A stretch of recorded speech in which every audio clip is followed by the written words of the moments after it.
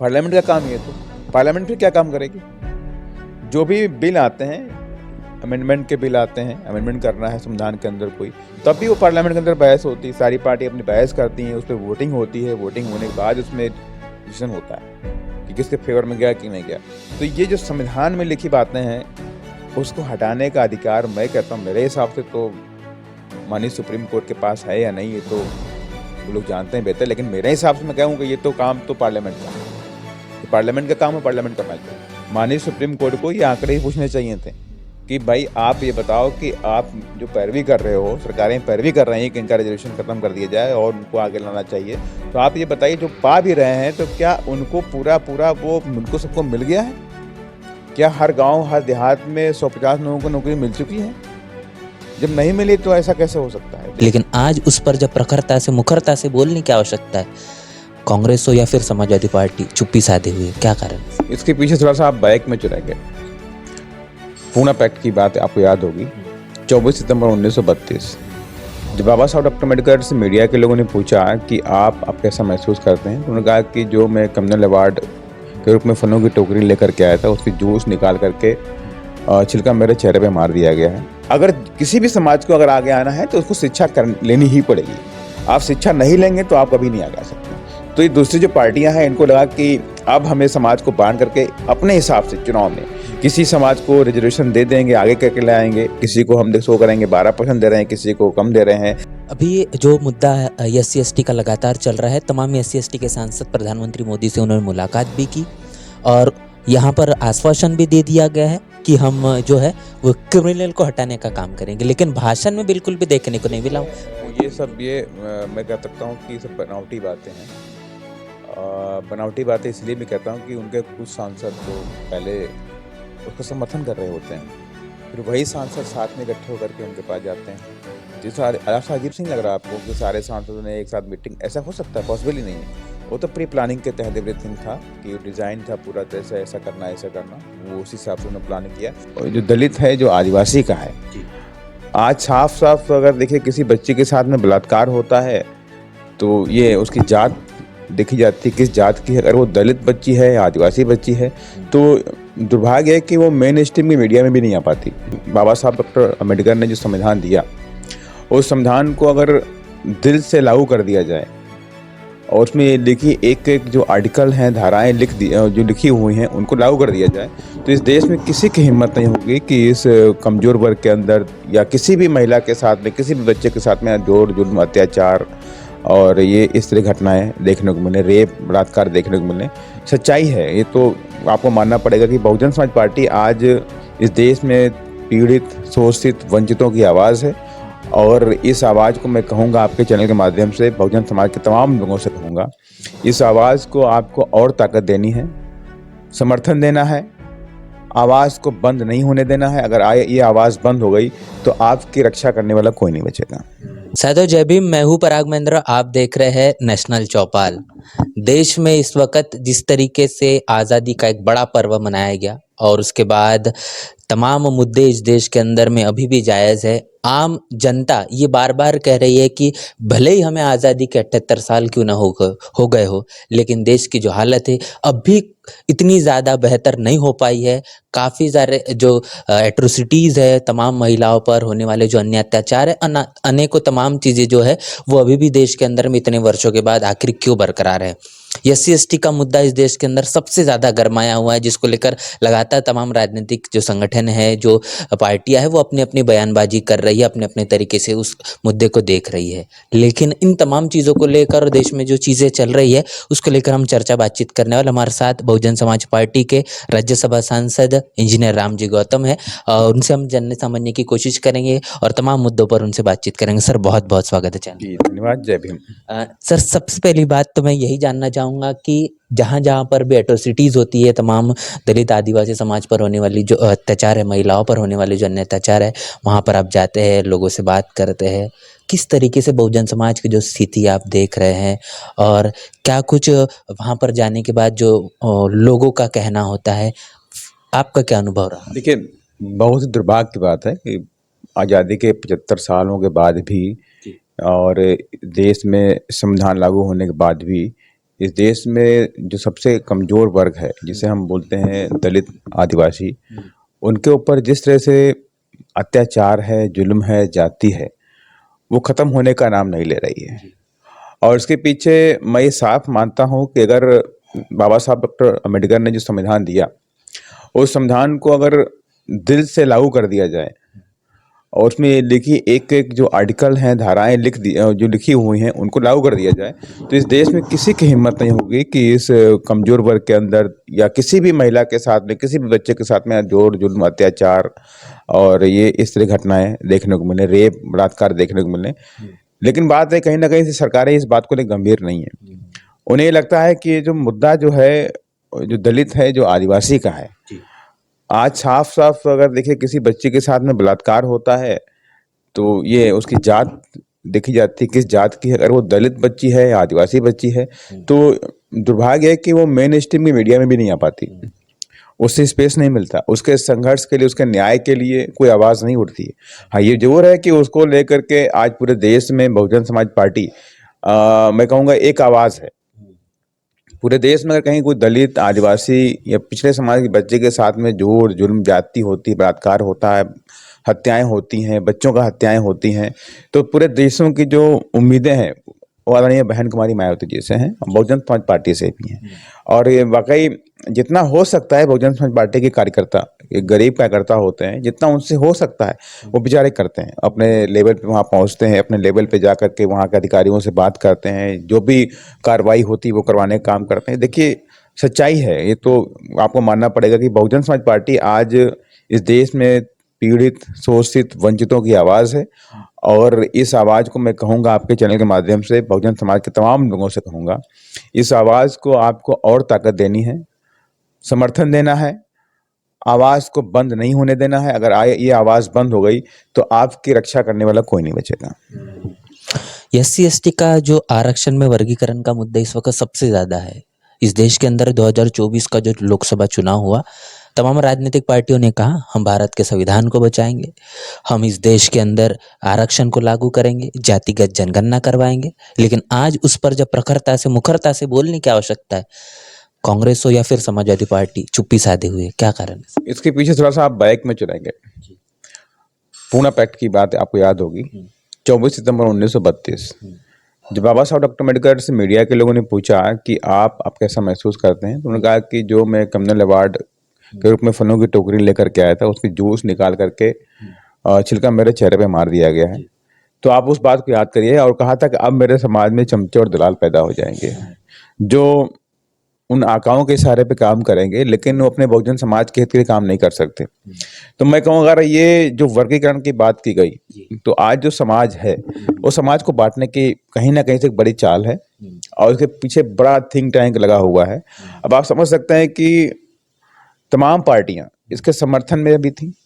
आप देखिए, समाजवादी पार्टी के एक सांसद ने खुल्ला समर्थन दिया, कई केंद्र के मिनिस्टर ने समर्थन दिया है। और जबकि बाबा साहब डॉक्टर अम्बेडकर जो लिख कर गए आर्टिकल 341 के अंदर, उसमें साफ लिखा है कि उनमें जातियों को मेंशन किया गया है। और जातियों को मेंशन करने का मतलब नाम दिया गया है उसमें, और उसमें कहा कि इसमें समरूपता पाई जाती है।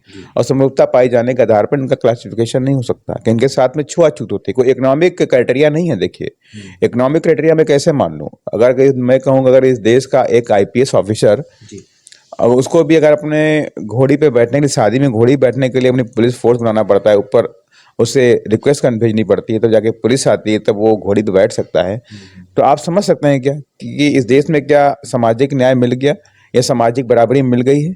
अगर सामाजिक न्याय, सामाजिक बराबरी मिल गई है तब तो कोई दिक्कत नहीं। आज भी दलितों को मंदिर में प्रवेश नहीं है, आज भी दलित लोग स्कूल में पानी नहीं पी सकते, आज भी दलितों के बच्चों को स्कूल में अलग बिठाया जाता है। आप तमिलनाडु में देख लीजिए, कर्नाटक में देख लीजिए, आप केरला में देख लीजिए, कहीं भी देख लीजिए, बच्चों को अलग बिठाते हैं स्कूल के अंदर। इवन उत्तर प्रदेश में ये हालात हो गई कि अगर दलित महिला कोई रसोईया है, अगर वो खाना बनाती है तो सामान्य के बच्चे उस खाने को एक्सेप्ट नहीं करते हैं।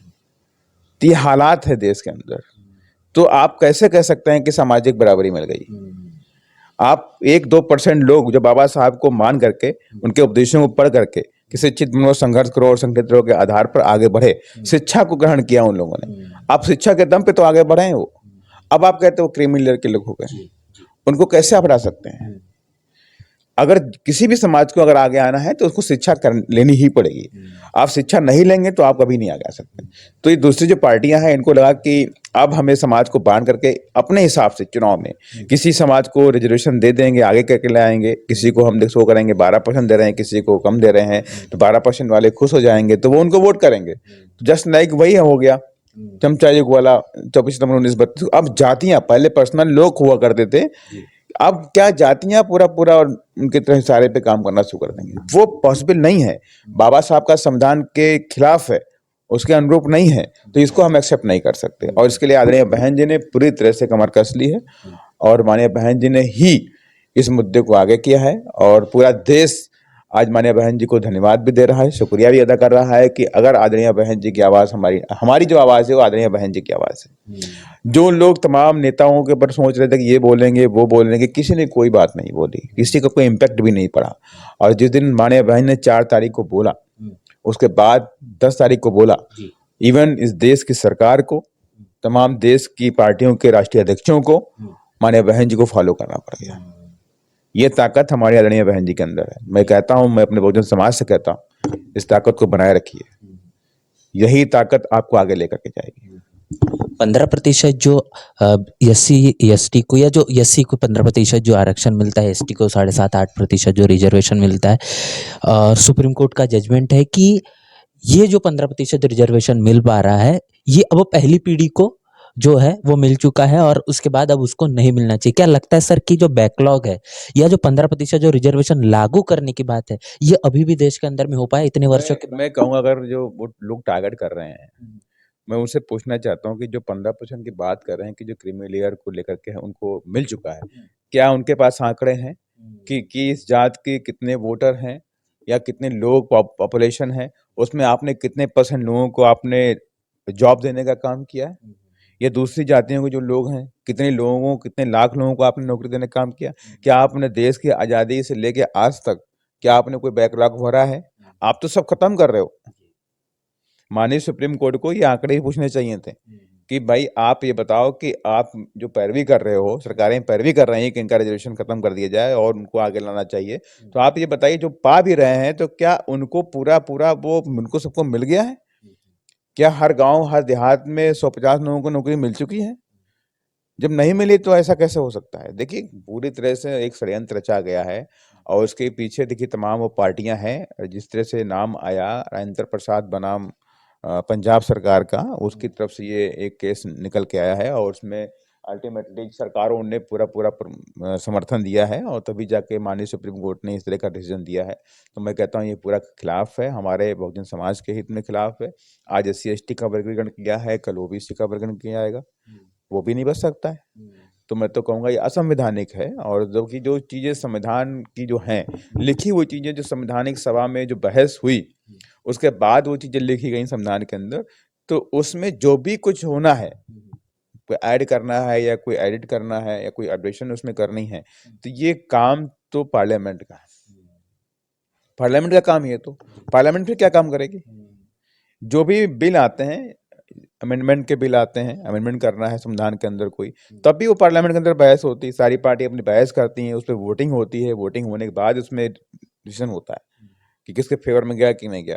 तो ये जो संविधान में लिखी बातें हैं, उसको हटाने का अधिकार मैं कहता हूँ मेरे हिसाब से तो माननीय सुप्रीम कोर्ट के पास है या नहीं, ये तो वो लोग जानते हैं बेहतर, लेकिन मेरे हिसाब से मैं कहूँगा ये तो काम तो पार्लियामेंट का है। ये पार्लियामेंट का काम है, पार्लियामेंट करना चाहिए। अभी जो देश के अंदर में प्रधानमंत्री मोदी ने लाल किले से काफ़ी बड़ी-बड़ी बातें की है, एक लंबा-चौड़ा भी भाषण रहा। देश के अंदर अगर भारतीय संविधान की प्रस्तावना को हम देखते तो साफ तौर पर समता, स्वतंत्रता, बंधुता, न्याय, धर्मनिरपेक्ष हमको देखने को मिलता है। कम्युनल शब्द का इस्तेमाल कहने की प्रधानमंत्री मोदी के ज़रिए किया गया है। देखिए इन्होंने एक गलत परंपरा शुरू कर दी है। मैं कहता हूँ ये तो पूरी तरह से बाबा साहब का इस संविधान का अपमान हो गया। बाबा साहब डॉक्टर अम्बेडकर ने इस देश के अंदर बंधुत्व की बात करी है, फ्रेटर्निटी की बात करी है और कहा इस देश में सभी जाति धर्म मजहब के लोगों को आपस में कोई भेदभाव नहीं होना चाहिए और सभी को अपने अपने धर्म को पूजने का अधिकार है। देखिए और उसमें इस तरह का बात की जाए कि कम्युनल, ये एक मैं उसको लेकर के मैं बहुत ही निंदा करता हूँ कि ये वर्ड नहीं यूज़ किया जाना चाहिए। सीधा-सीधा हमारे संविधान पर बाबा साहब के ऊपर क्वेश्चन मार्क लगाने का काम किया उन्होंने। तो ये देश की जनता और देश के बहुजन समाज के लोग इस चीज़ को भली-भाँति समझते हैं कि इनकी मंशा क्या है, क्या ये चाह रहे थे, अब क्या नहीं कर पाए हैं, वो सब लोग जान चुके हैं। अब इनकी किसी बातों का फ़र्क नहीं पड़ने वाला है। अभी जो मुद्दा एस सी एस टी का लगातार चल रहा है, तमाम एस सी एस टी के सांसद प्रधानमंत्री मोदी से उन्होंने मुलाकात भी की और यहाँ पर आश्वासन भी दे दिया गया है कि हम जो है वो क्रिमिनल को हटाने का काम करेंगे, लेकिन भाषण में बिल्कुल भी देखने को नहीं मिला। देखिए, मैं कह सकता हूँ कि ये सब बनावटी बातें हैं। बनावटी बातें इसलिए मैं कहता हूँ कि उनके कुछ सांसद तो पहले उसका समर्थन कर रहे होते हैं, फिर वही सांसद साथ में इकट्ठे होकर के उनके पास जाते हैं। तो ये सारे ऐसा अजीब से नहीं लग रहा आपको कि सारे सांसदों ने एक साथ मीटिंग, ऐसा हो सकता है? पॉसिबल ही नहीं है।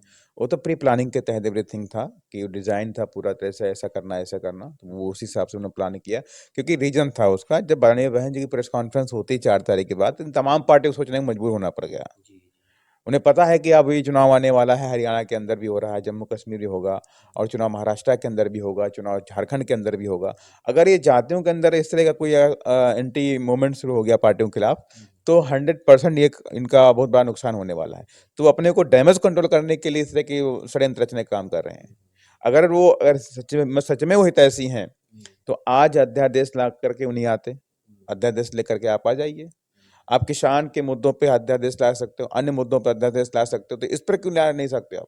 इस पर अध्यादेश लाइए, उसको रोक ला दीजिए आप, और जल्द से जल्द सत्र बुलाइए और उसमें आप इसको संविधान में नवी अनुसूची में हमारे रिजर्वेशन डालने का काम करिए। काम खत्म हो गया। लेकिन वो करेंगे नहीं, मुझे पता है, आप सबको पता है, आज तक कोई नहीं कर रहा है। उसको घुमाने वाली बातें की जा रही हैं। बहन जी लगातार इस बात को कहते हुए नजर आ रही है कि अच्छे दिन, ये लोग लगातार सवाल पूछ रहे हैं, आखिर अच्छे दिन कब आएंगे। और इसी के साथ साथ भाषण में उनके भी वो तमाम चीजें देखने को नहीं मिली जो कि लाल किले से उन्होंने कल दी। देखिए, अच्छे दिन तो कुछ चंद लोगों के हैं, मुट्ठी भर लोगों के। देखिए, बाकी इस देश में दलित, आदिवासी, गरीब, पिछड़ा, वो 5 किलो राशन पे जी रहा है। जिन बच्चों के हाथों में एजुकेशन होनी चाहिए थी, जिन बच्चों के लिए हम स्कूल खोलने चाहिए थे, जिन बच्चों के लिए हम पढ़ाई के और अवसर पैदा करने चाहिए थे, गरीबों के लिए हम रोजगार के अवसर पैदा करने चाहिए, वो कुछ भी नहीं किया गया है। वो सिर्फ 5 किलो राशन देकर के उन्हें जिंदा रखा जा रहा है। एक बड़ा लेबर क्लास इस देश में तैयार किया जा रहा है, सिर्फ बड़े बड़े धन्ना सेठों के लिए। एजुकेशन नहीं दी जा रही है।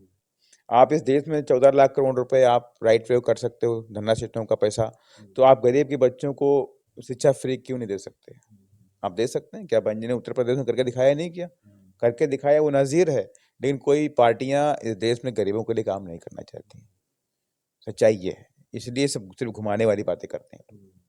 बिहार में जो हाल ही में दलित समाज के जो बच्ची के साथ जो जिस तरीके से उसके साथ जो बलात्कार हुआ, ये घटना कितनी ज़्यादा दहला देने वाली है और इस पर क्या होगा स्टैंड बसपा का? देखिए, ये पूरे देश में इस तरह घटनाएं घट रही हैं।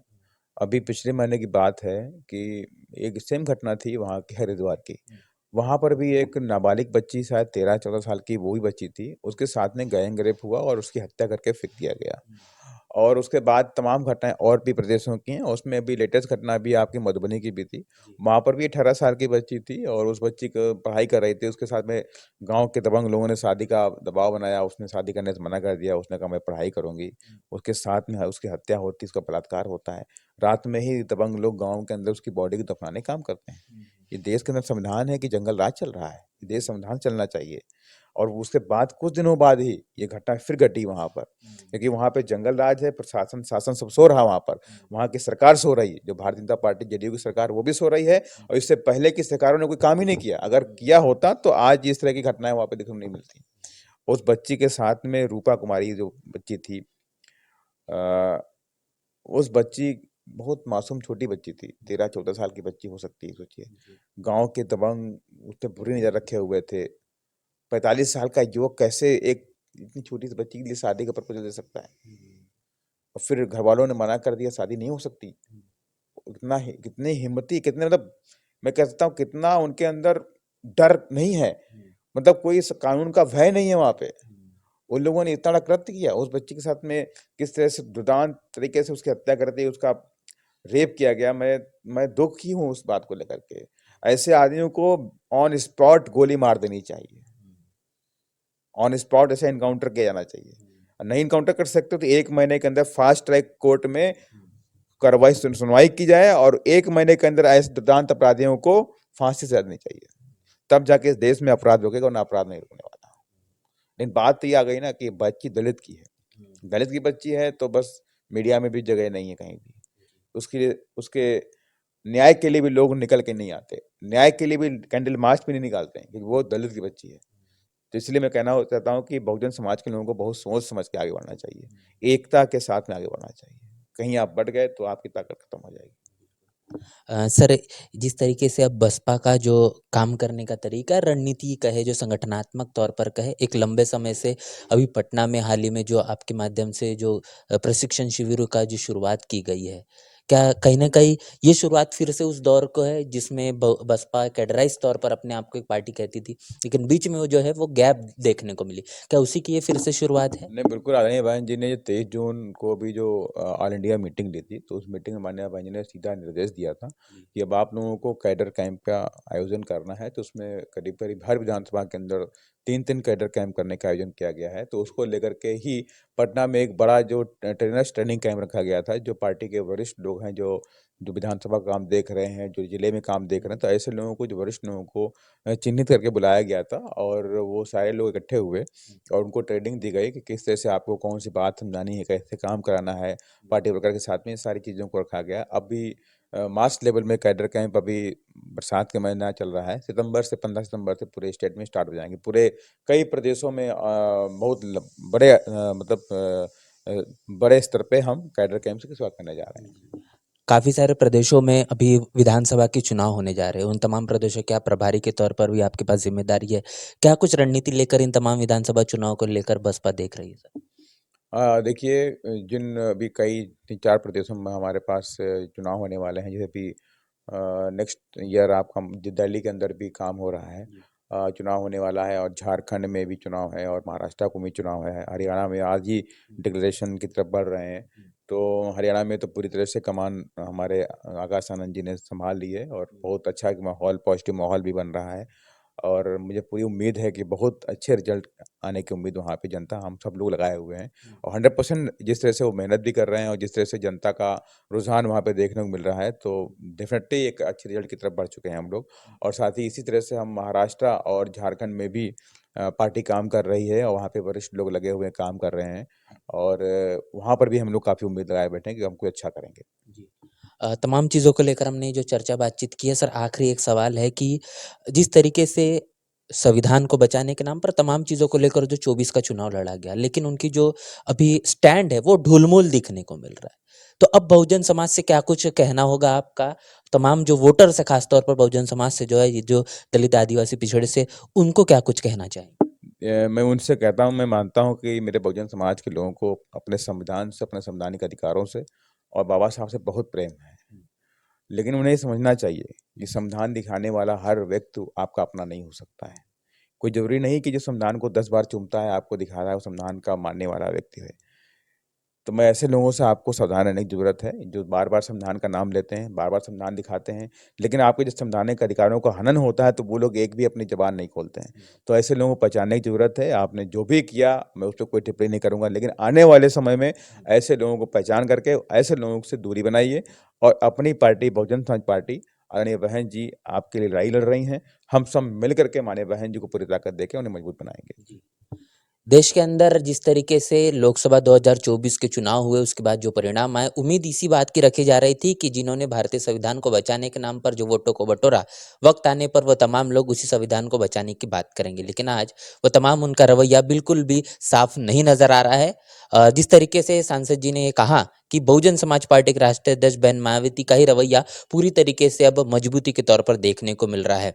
और तमाम चीज़ों को लेकर जो चर्चा बातचीत हमने की, इसको लेकर आपकी क्या राय है, प्रतिक्रिया क्या है, आप लिखकर हमें ज़रूर साझा करें। मिलते हैं नए वीडियो में, तब तक के लिए जय भीम, जय भारत।